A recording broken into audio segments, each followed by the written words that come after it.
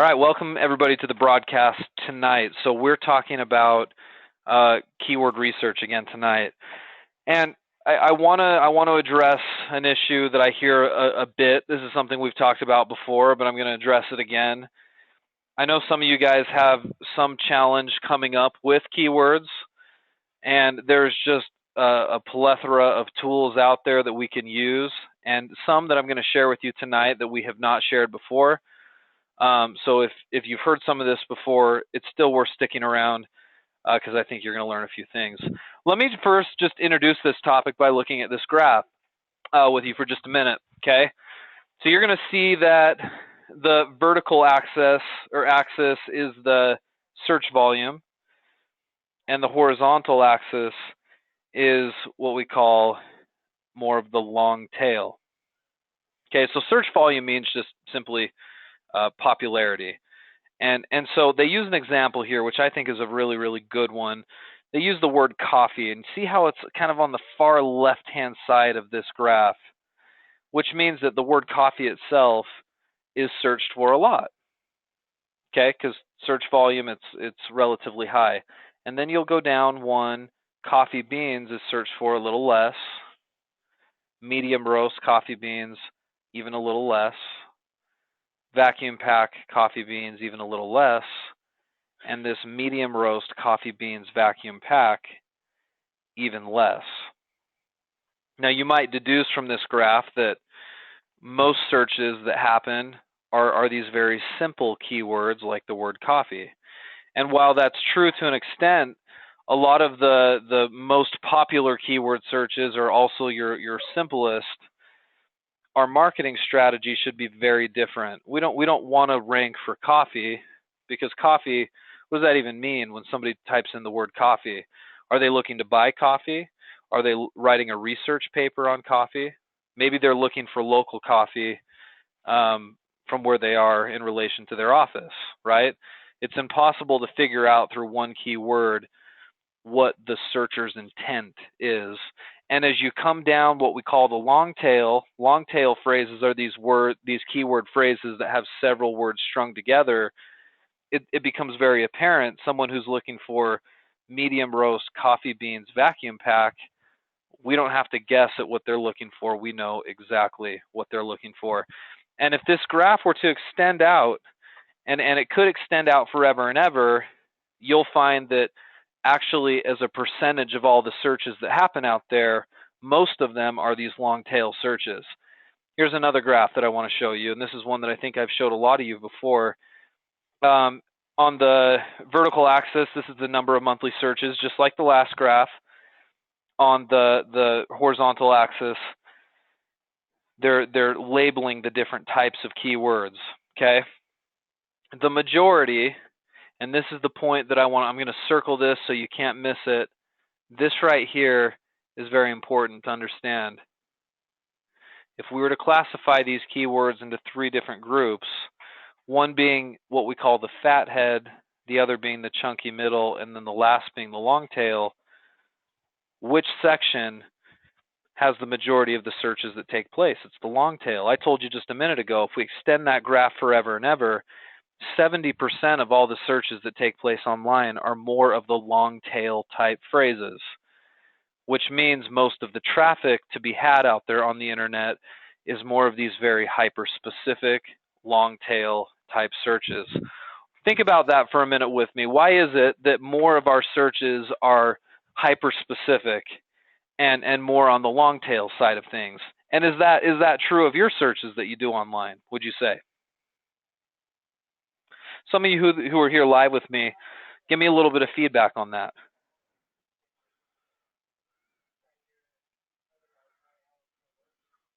Russell, you say, so we can deduce that the more specific the keyword phrase, the less competition there will be for your target keyword phrase. Yeah, I mean, that's true as well. So there's a lot of advantages to doing long tail. Okay, if I'm marketing and I'm trying to get ranked for this type of a keyword phrase, right? That's more of a long tail, and so is this. You know, that's more of a long tail. I guess this isn't quite as much. This is more of a long tail right here. But these kind of keywords, there's several things that come along with trying to rank for something like that. Number one is, like you just mentioned, Russell, there's not as much competition. These are easier to rank for. If I owned a coffee business, I would never rank for the word coffee. It would be nearly impossible, but I can almost certainly rank for these more specific ones. So there's certainly less competition. There's absolutely better conversions. So if I'm getting traffic from a long tail versus a generic phrase, I will convert more of my visitors into buyers. No question about it. That's a proven fact. In let me before I comment more on this, let me look at some of your other comments here. Cindy, you start general and narrow down. More specific items are more commonly searched for now. I like this response, Catherine. I do tend to use long tail a lot in my searches because I get tired of trying to page through all the searches. I hear you on that. I think if you remember this back in the day, I remember when I was first getting online. This was, for me, this would have been back in elementary school. I was like a sixth or a seventh grader, and we would learn about doing searches online, right? And I remember one of our homework assignments would be that our teacher would give us a question about something in history, and then we would jump onto the search engine at the time, which was like Netscape or something else, and we would do a search, and we would try to find the answer to this question using the internet. Well, I remember that assignment being so frustrating because back then, if I were looking for information on the Civil War and I typed that in, I would get a sports website that would come up. And then the search engine would provide me with some sort of shopping website that had nothing to do with the Civil War. It was just that's what they pulled up. And so back then you had to be really general in your keyword searches because the search engines just weren't as advanced. Now it's different. Because the technology is so good, most of your searches are this long tail. Okay? And you don't have to guess at it. Okay, so that's the great part, and that's the thing that I want to focus on tonight a little bit. We don't have to figure out what those long tail phrases are ourselves. We've got some pretty good technology that will tell you what the long tail is. And remember, the reasons why we want to focus on the long tail is less competition and more search volume take place in the long tail than anything else. But that doesn't even highlight the main point. The main point is that your conversion rates are often much, much higher in the long tail. Okay? I mean, sure, it's nice to rank for some of these other ones, but the benefits of long tail far outweigh some of the benefits of these other ones. Okay. Yeah, it does. It cuts right to the chase, Shelly. I agree. So let's go over. Okay, let me delete my chicken scratch here, and let's go back over to. Let's go to some of the keyword tools that help us come up with long tail phrases. You guys are going to laugh at this one. This is a new one that I've been using a little bit. How do you like that for a keyword tool? It's called the keywordshitter.com. Okay. Now, the reason why this is such a cool tool is because it is so incredibly simple, and it will spit out lots of long tail really, really quickly for your niche, okay? So again, keywordshitter.com, all right? What you do first is you put in kind of a root keyword phrase. So somebody give me an industry that we can use as an example for our training tonight. Somebody throw out a niche or an industry. It doesn't have to be your own. Just anything that comes to your mind that we can use as an example. Okay, Catherine, I saw yours first. You said healthy living. Okay, and then let me take that even one step further, and let's say your niche within healthy living is going to be dieting. Okay, so we'll say dieting is our niche, and we'll say that we own a website that sells dietary supplements of all kinds. Okay, so that'll be what we do. So first of all, I might, looking for the long tail, I might just type in dieting here. Okay, and then once I do that, let me zoom in just a little bit. I'm going to hit the button down here. It says shit keywords. I hope that's not offensive to anybody, but that's what the tool is called. Um, there's nothing super fancy about this. See, are you watching this load me up keywords here? This process can take several minutes. I've sat here for 15 minutes before, and it sits there and it's just pumping out keywords for me. On and on and on. Right now 511, 513. And see, I can scroll up and I can see all the keywords that it's pumping out for me. You'll notice a lot of these are long tails, right? Long tail keyword phrases here, which is awesome. These keywords, I'm not exactly sure how this tool grabs its keywords. I think it's got some kind of API that hooks into Google's autocorrect, or what do you call it? Autocomplete, or whatever it is when you're doing a search into Google, and it's guessing at what you're going to type in next. So I type in, dieting, and then it gives me, hey, you're probably going to type in this next, and then you're going to probably type in this next after you typed in diet supplements, and so on and so forth. I think it's actually tapping into that, and so it's throwing us out all these keyword phrases. These actually aren't guesses at all. These are real keyword phrases that people are actually typing in, which is pretty awesome. And while we've been talking about it, you guys can see now it's up to 1,800 now. Now this could go on for a while. If at any point I decide that's enough, stop. I've got enough to look at here. I'm going to hit stop job. Okay. And right now that brought me up to 2013 different keyword phrases. Let's just zoom in here and see kind of what it was giving us. So it got into this diet pills section, which, for us, if we've got a site that's selling supplements, may be interesting for us.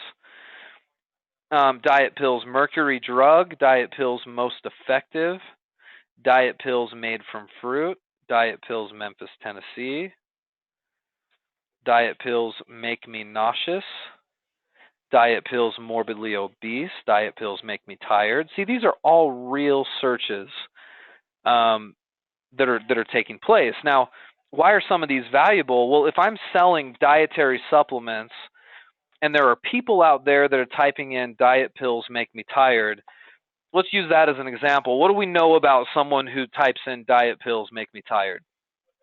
What can you guess about that person that typed in that keyword search? And yes, Russell, this is free. This tool doesn't cost you anything. And they're not advertised to try to get you to sign up for anything either. It's wonderful. I love tools like this that are just clean and simple, and you get it for free. It's awesome. Okay, I agree, Peter. They're already someone who is searching for diet pills make me tired is probably already taking diet pills. I'd say that's a fair deduction. Would it be safe to say that that could be our customer? Would it be safe to say, I like your comment, Shelley, they're tired of what they're currently doing, so they're probably they're maybe on the lookout for other solutions for their dietary pill needs, right? They could have other health issues, sure.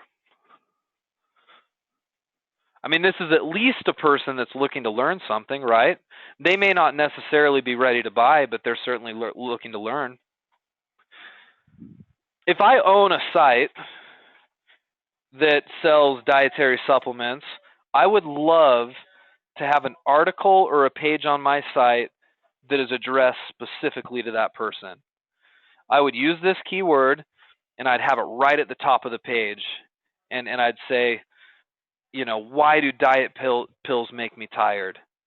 And then I'd do a little research online, and I'd come up with some points as to why, and I might say, you know what, it's because you're probably not taking the right stuff. Hey, click here, check out what we offer. These pills do not make you tired. I suppose you got to be careful on the claims that you're making, right? I'm just saying that as an example. But the bottom line is, if I can get that person to an informational section of my website, I have an opportunity there to push them over to a sales page where I can potentially make a little bit of money. And even if that's not true, and I don't get someone to buy from me, I may get someone who loves what they read so much that they hop onto social media and they post my link there and they say, hey, I found this fabulous site. It's called trevorsdietarysupplements.com. And there's some amazing information about why I've been so tired lately because I've been taking these diet pills. And they share it with their friends. And I'm getting a link, and I'm also getting some potential other visitors to that. And so you can see how that could spiral in the right direction. The other thing that's beautiful about a keyword phrase like this is all the major companies that are out there that are selling dietary supplements typically aren't looking as hard at the long tail as we are. Because the major companies are trying to get their site to rank for something as generic as just dietary supplements. And while that's a worthwhile endeavor, it's often too difficult because those keywords sometimes are too competitive. That's why we focus on the long tail, right?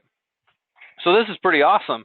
And I could scroll through this, and the download is easy. If I just want to download it, I can click download right here. It downloads a little text file, and if I click on that text file, here it is. Here's all my keywords. Pretty awesome, right? If I want to try again, I'm going to reload the tool. And this time, maybe I want to look more specific, right? Maybe I want to look at,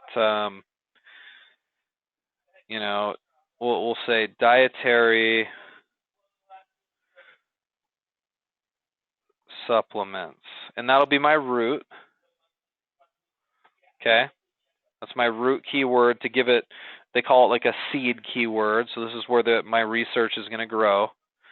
And I'm going to hit my little shit keywords button, and there it goes.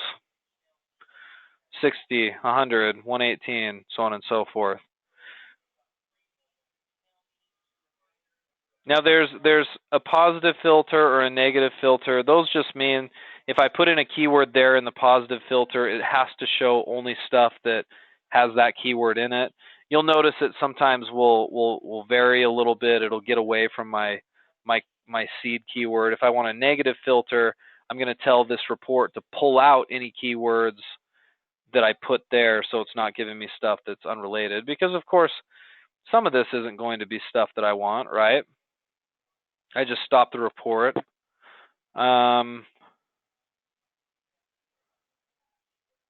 Here we go. Dietary supplements used in combat sports. I guess maybe I'd want that, right? That could be in, somebody who types that in could be looking for a product.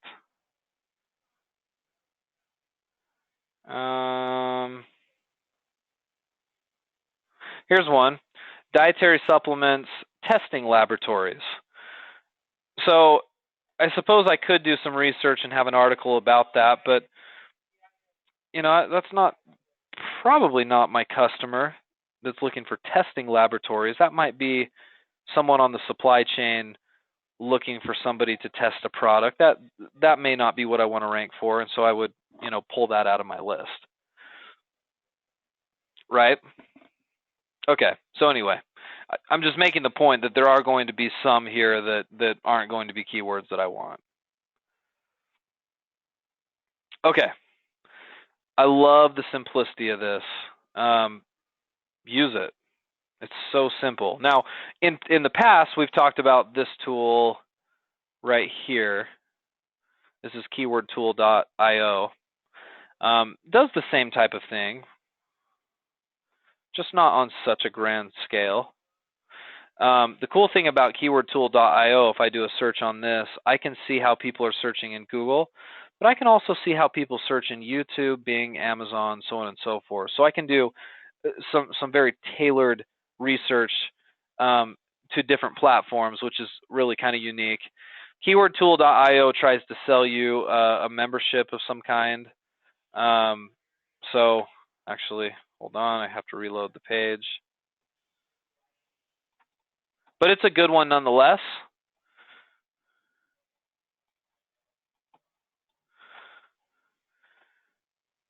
See, it loads up a bunch of keywords here. Same thing, it's pulling from Google's autocomplete. They do try to sell you more information, which you do not need. You see the search volume, CPC, AdWords competition, none of that you need. We're just using these tools to get ideas for, you know, for keywords to use in research, so that you're not trying to pull them off the top of your head. We're not using it to research competition and other things. We're just getting ideas. So that's keywordtool.io. There's another one. This is called Keyword Shitter Pro. This is supposed to be, so keywordshitterpro.com, it's supposed to be like the upgraded, more detailed analytical version of the very simple keyword shitter. Let's see, let's type in diets, and I can do Google or Amazon or Bing or eBay, and I can do different countries and languages, and I can format it a little bit differently, but essentially it's the same tool. Just gives you some other options that you can be more specific about. So also a good tool. I still like Keyword Shitter, the original. I think it's I think what makes it so unique is it's so incredibly simple. I love that. I don't like all the gimmicks sometimes that they put in these tools.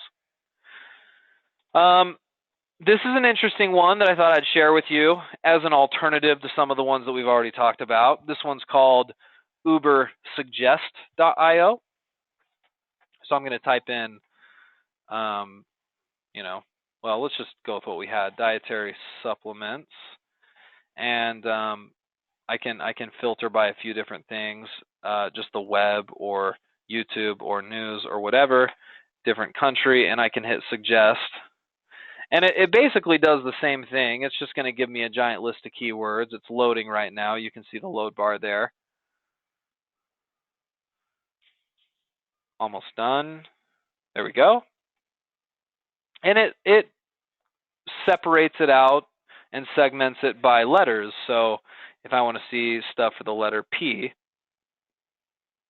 it'll say dietary supplements pros and cons, dietary supplements PDF, dietary supplements PPT or PowerPoint, right? Dietary supplements products, pregnancy, so on and so forth.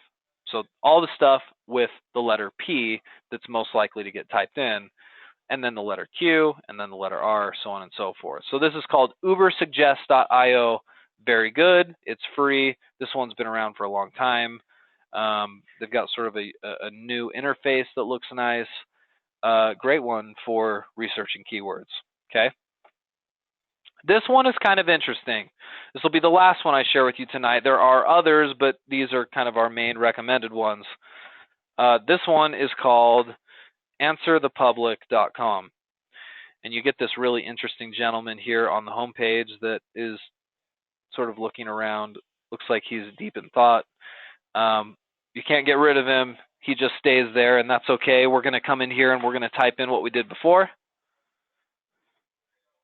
Dietary supplements. And we're going to get questions, okay? Oh, whoops. I actually did it with the UK. Let's do it with the US. And let's see if this gives us anything.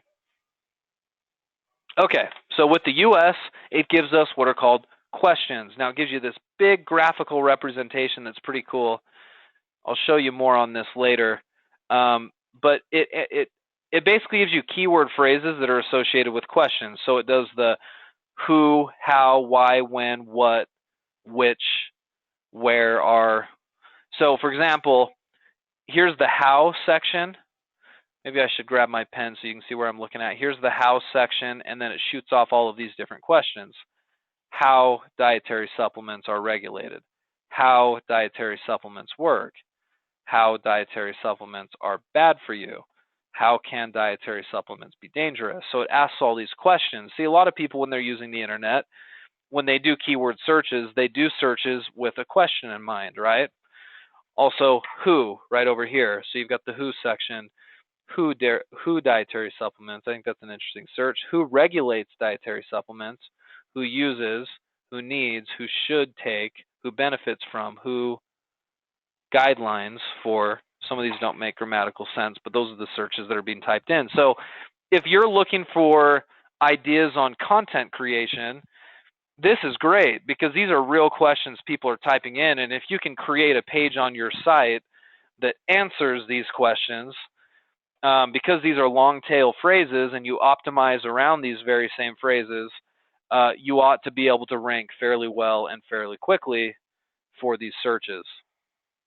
If you have an e-commerce site, you may just, out of the goodness of your heart, have an informational page that educates somebody, but your goal is to have something that tries to get them back into the site to buy something from you, or if for no other good reason, maybe just get their email address because they are interested in dietary supplements. So we could put a form on your blog to collect an email, maybe do a giveaway of some sort, give away an ebook or whatever we want to do to collect that email address, and then use those emails to later market to those people. So there's a lot of different angles you could take this. If you have like a link posting affiliate website, you just want lots of traffic to lots of informational pages so you can put AdSense and affiliate marketing links.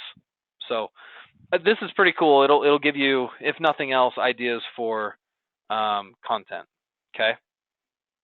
All right. So I think this is good enough tonight, guys. The whole goal of tonight's training was supposed to help give you more options to easily research long tail phrases. And that should help you in a variety of different ways. That should help you come up with ideas for writing content. That should help you focus on lesser competitive phrases and phrases that tend to convert a little bit better. And I gave you several tools to use. Some of you guys don't particularly like keywordtool.io for X, Y, or Z reasons. Now you've got 3 others that you can use in addition to that to help you come up with these ideas. And I've kind of told you which one is my favorite. Use whichever one you want. Remember, the research doesn't stop here, though. Once you come up with a good long tail phrase, sometimes it's wise then to do some research to check out competition and difficulty, and we can do more on that later. Tonight was just about this. All right? Okay. I think we're about done. I hope that helped you guys out. If you've got any questions, please come next week prepared to talk about them or contact your coach. Otherwise, we'll do some more marketing training next week, same time, same place. Thanks for coming along.